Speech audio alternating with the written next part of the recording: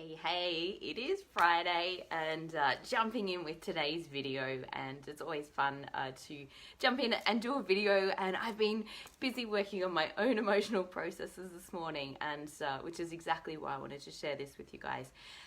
Sometimes we can get in a really negative loop in our mind where we're having a repetitive thought or a repetitive experience that goes over and over and over, and it can feel really difficult when that's actually happening. We can feel quite consumed by it.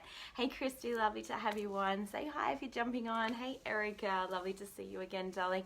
My thoughts are very much with you, hun, and lovely to have you on. Amna, good morning, good morning. Loads of love to all of you. And so yeah, I was just sharing before, I was just working on my own emotional processes this morning because I noticed that I was experiencing, I have a pattern in the past of running a lot of shame and guilt and feeling like things are my fault. And so you may or may not resonate with that. For me, it's been quite a long held pattern, and it sometimes still plays out. And so it's really great just to I guess number one, be like really self-aware. So it's kind of like if you're feeling like rubbish, notice that, because if you feel like rubbish, you're in a program. It's actually not the real you. The real you is joyous, it's radiant, it's wonderful. It's that feeling inside that you feel when you're buzzing, when you're just having a beautiful experience. That's the real you. If anything else is going on for you, you're within a program, or you've got a belief going on that's actually not really serving you or keeping you in a state of disempowerment. So really great, just number one, just to be aware of your emotions and how you're actually feeling. Quite often when we're busy, good morning Chris, I'm feeling amazing today. If anybody needs a massage, you need to go see Chris. And of course Janine at the Natural Health and Healing Center, although she's been a little bit out of action recently. Hey Trace, lovely to have you on.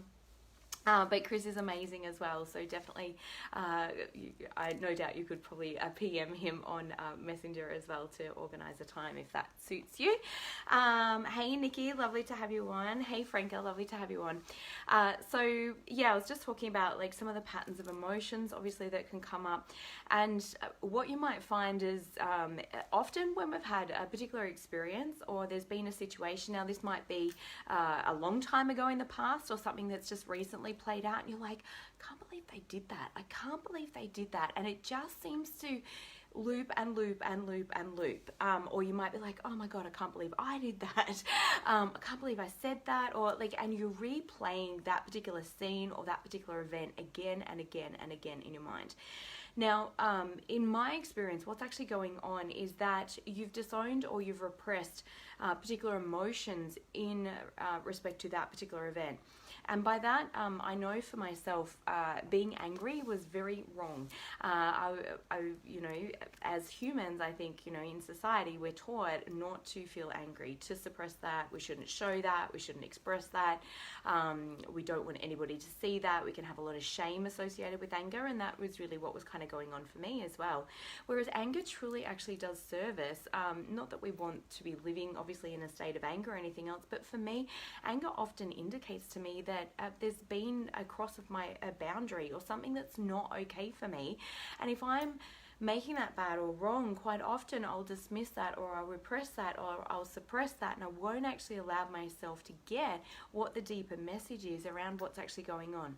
So what can happen when we've disowned particular emotions or particular things, is that with all of that, we will loop, because you're actually not allowing yourself to feel what it is that you're actually really feeling, or to express yourself. And even if that's just in a journal, you don't have to do that with anybody in particular, but until you've actually allowed that to play out to the full extent, you'll keep looping. And quite often it can be because we've made anger wrong. So it might be a situation where you did feel really angry, but you felt bad, or you felt like you couldn't express that. And so now you're just stuck in the feeling, and we continue to suppress it. And what happens is it bubbles below the surface. And this is where, certainly for myself, you know, I used to be stuck in a loop for like 3 months at a time. I don't know if you guys can relate to that, where I'd feel really depressed about something, or I'd feel really angry about something, or I just have this kind of burning sensation going on all the time internally because I didn't feel like I could actually verbalize or express what it was that I was actually feeling. When this happens, when there's enough kind of bubbling away, when we've learnt to repress and suppress everything that we're feeling, if we feel like our emotions have been made wrong, and particularly for men, I think this is a huge one, where, you know, they're told, you know, big boys don't cry, or just get over it, or deal with it, or, you know, like toughen up, or don't be so don't be so oversensitive, or don't take things to heart. Like all of those things, we're sent a lot of those messages where, you know, it's not okay to feel what we're actually feeling, or we've been taught it's not okay to feel that. So what I find actually really helps to bring me out of that negative loop, and I'm going to share another tool with you guys after this, to start to equalize these emotions as well, particularly if you have a repetitive emotion or a habitual emotion. So if you find you feel frequently frustrated, or frequently annoyed, or frequently angry, or resentful, or shameful, or feel like it's your fault, or feel like you're not enough, any of these emotions can be balanced out. And it's a really beautiful process as well, and it doesn't actually take a lot of time. So with the negative loop, you've got to figure out, what am I actually really feeling? How do I actually really feel about this? And even if you just asked yourself that and then journaled on that, now you've allowed yourself to start to express what you're actually feeling. And what I was going to say before is, when we suppress way too much, so we're pushing everything down, what actually happens is a lot of people start to experience high levels of anxiety, simply because you kind of like an ungrounded or a live electrical wire that's come down in a storm. And if you've ever seen that, you know, where it's ungrounded, it's flipping and flopping around everywhere, because you've got all this emotion bouncing around inside. It's kind of like a shaken up fizzy drink or a Coke can that, you know, you've only got to take the top off a little bit, and next minute it sprays everywhere. So you might relate to that. Either you feel like you're imploding, so you're spraying everywhere internally, so maybe not getting externally, or if it builds up to enough, you'll have a very calm person on the outside, and suddenly there'll be this massive explosion, or this massive reaction to something that's very, very minor, and the other person will be like, what the hell just happened? They won't be able to really understand what's going on. So really important to really get clear on, what am I actually feeling about this situation? If you're looping, take some time to journal on it. Hey, who have we got? Paula, we've got Annette, Kate, Margaret, lovely to have you on. My pleasure, Chris, thank you so much. Hey, Louisa, lovely to have you on. Hey, Michaela, and PJ, great to see you on here as well too, darling, and lovely Kate. So much love to you, darling. We'll have to catch up again soon as well. So when we're looping, write that down. Get clear. What am I actually feeling? What have I not given myself permission to feel? That might be a really great journaling question as well. What have I made wrong? Because as you do this, then you'll actually be able to really like journal it out and get some clarity. Often when we're in a state of stress, or we've got this looping going on, it's because we're trying to solve, perhaps it's an insolvable problem, but we're trying to solve a problem, and you can never find the solution in the same level of consciousness, the same level of emotion, the same level of thinking that actually created the problem in the first place. So by journaling it out, it helps us feel a little bit calmer. It helps our inner child feel heard.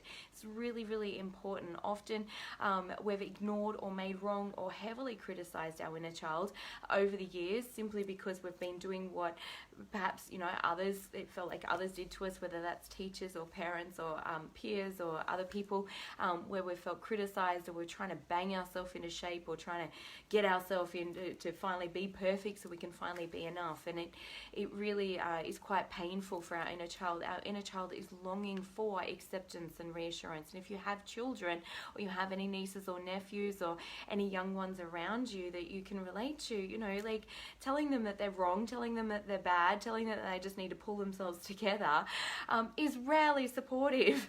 And so if you're having a strong emotional reaction around something, generally it is because it's our inner child is terrified, our inner child is scared, our inner child is not feeling loved.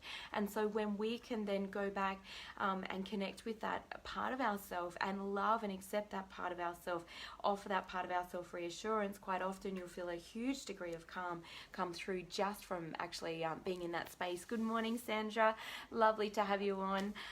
Hey Kate, lovely to see you on here, and hey Hope, lovely to see you on here as well. So equilibrium process, guys. So once you've got clear, you've written down, you've journaled, what am I actually feeling? What have I made wrong? What could I give myself permission to feel? So you're clear on that. Once you've got the feeling, then find the opposite of what you'd actually like to feel. So perhaps if you're feeling angry, that might be love, or it might be calm. It doesn't matter what it actually is, but find it like with whatever the negative. In truth, there's really no negative emotions. There's just emotions that we've made wrong or bad quite often through our own personal judgment. But find the opposite of whatever you're feeling. So for me, when I'm feeling shame, I like to reach into feeling proud of myself, because obviously shame, that can kind of be an opposite of that. It could be love for you personally. If you're feeling guilty, maybe it's feeling a sense of freedom or a sense of reprieve or relief. So it doesn't matter what the opposite actually is for you, but find the positive to whatever it is or the opposite to what the emotion is that you're currently experiencing.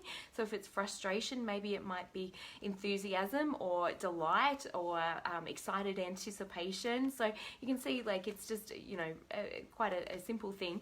And then what you do is like allow yourself just a couple of seconds, just until you can kind of feel that feeling enough. And it only needs to be even 1 or 2% of that feeling at the time. Initially, when you start this particular process, it may be difficult. If you're feeling a lot of the strong so-called negative emotions, say it's anger, if you're feeling a lot of anger, it might be difficult for you to access the feeling of love or access the feeling of happiness or joy. But even if you can just spend 1 or 2 seconds, can I feel as happy as what I do? And it might be like, no, I really don't feel happy. And then it's like, oh, but if I can think of a time where I felt happy, oh yeah, I can kind of get a glimpse of that. And so what you do is you just like go back and forth and back and forth and back and forth until finally you're just feeling a whole lot calmer internally. So it's like, can I feel as angry as what I do right now? Really allow yourself to feel what you're feeling. This is a lot of the problem as to why we loop in those situations, simply because we haven't given ourselves permission to feel what we're actually feeling. When you feel it, when you allow yourself to feel it, a lot of the time that looping for me personally just stops. It's like, oh my God, I can't believe, I was actually really feeling angry. When I fully embrace a feeling, honestly guys, you cannot stay in that emotion longer than 5 to 10 minutes when you've fully allowed and given yourself full permission to feel it. Feel as angry as what you can, and search for it. Look for more anger. I tend to kind of look up in my mind's eye, look around in the room. Is there any more there? Oh my God, yes, there's more there. I'm still really angry. And allow yourself to feel it as much as you can. Now, often we can feel scared of our emotions because it's like, it can feel like we're opening this never-ending vault where it's just going to keep spewing out everywhere. But I can promise you, when you allow yourself to feel it fully, really, the body has to shift after a while. It just cannot stay in the same emotion. And it's probably one of the reasons why our emotions do feel so fickle at times, or why it's difficult to always be happy, which of course is an impossible task. It's never a one-time certificate, but the more that you've trained yourself, or the more that you've developed a pattern of how to create that feeling of happiness within, then you can reach for it as soon as you notice that you're not feeling happy again as well. But with this particular process, so allow yourself to feel as angry as what you can, and then switch back to allow yourself to feeling as much love or as much happiness as you can, and then allow yourself to feel as angry as what you do, and allow yourself to feel as happy as what you do, and allow yourself to feel as angry as what you do, and allow yourself to feel as happy as what you do. And you just literally spend 5 to 10 seconds in each emotion hanging out there. I'm just going to allow myself to feel as angry as what I do. And what you'll notice is it will really start to dissipate after a while. And like I said, initially, it might be difficult to feel more of the positive emotion. But even if you're only allowing yourself to feel 1% or 2% of that, that is enough. Seriously, it is enough. And as you swing back and forth, you'll find that you can access more and more and more of the positive emotion. So I truly hope that's been helpful for you. Lovely to have you on here, Amy and Leanne and Diana and Brian. So great to see you guys on here. So wishing you all an amazing rest of your Friday. And as always, really here to help and serve in whatever capacity that I can. And if you're looking for, if this perhaps really resonates with you, and you're interested in one-on-one coaching, I do have maybe 1 or 2 spots. I'm kind of feeling into where I'm at energetically. I always make it based on an energetic decision as to where I'm at, but definitely capacity for 1 more, if not a couple more people. So if it really resonates, or you're kind of like, oh, I'd really like to learn a lot more emotional mastery skills to get really good at this, obviously it impacts every single area of life. If we're really reactive and emotional, that's going to be playing out, not only affecting our stress levels, our health, our weight loss, or like just how you're actually feeling within your body every single day. A lot of acidity comes from too much cortisol, which makes us feel lethargic and tired, loss of motivation, loss of energy. Not only that, when you're feeling really in yourself, your physical energy will be drained because your life energy is actually down. You're not allowing as much life force energy or chi or a prana, whatever you want to call it, just the good stuff flowing through you. You're not going to allow that to flow through you easily. Therefore, the body is going to feel more physically tired because you're in resistance. You're not allowing great stuff to flow to you, because if you've got a habit of being angry or being frustrated, now you're just attracting more and more of that anger or that frustration into your life, which can feel pretty frustrating and annoying and make us feel even angrier. And it's like, getting out of that loop, it does take a little bit of momentum and building upward into an upward spiral, as opposed to continuing down a downward spiral. So if any of that really resonates, obviously relationships are massively impacted, our financial well-being, because our self-worth so much is based on how we're actually feeling every single day, and how effectively you can communicate as a result of that.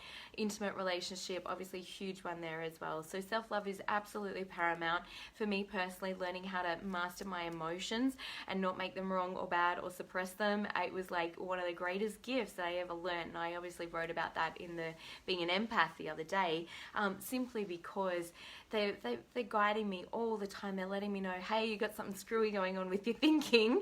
That's really not going to help you, because obviously you're feeling like crap when you think of that. So, like just even acknowledging how you're actually feeling at times and going, wow, why do I feel so off right now? What is it that I could do just to help myself feel a little bit better? And you just softly, gently close the gap on feeling a little bit better and a little bit better. And seriously, within a very short space of time, really can improve things very, very quickly. And particularly when you've practiced being a master of your own emotions, you no longer actually have to feel controlled by emotions, which is where and how I lived for a long time in my life, and it was pretty painful. So if that really resonates, please reach out, send me a message. We can have a chat, see where you're at, and see if and how I might be able to help you. But otherwise, if this has been helpful for you guys, please like, love, and share it with somebody that perhaps it may be able to be helpful with, or if you just, even I had somebody reach out to me and go, oh my God, I watched your video like 5 times. I just really needed to get that that understanding of what you're talking about. So, maybe that's just even saving the video for yourself. But loads of love to you guys. Thank you so much from the bottom of my heart for tuning in. Lots of gratitude to you all, and have a magnificent day. Lots of love. Bye.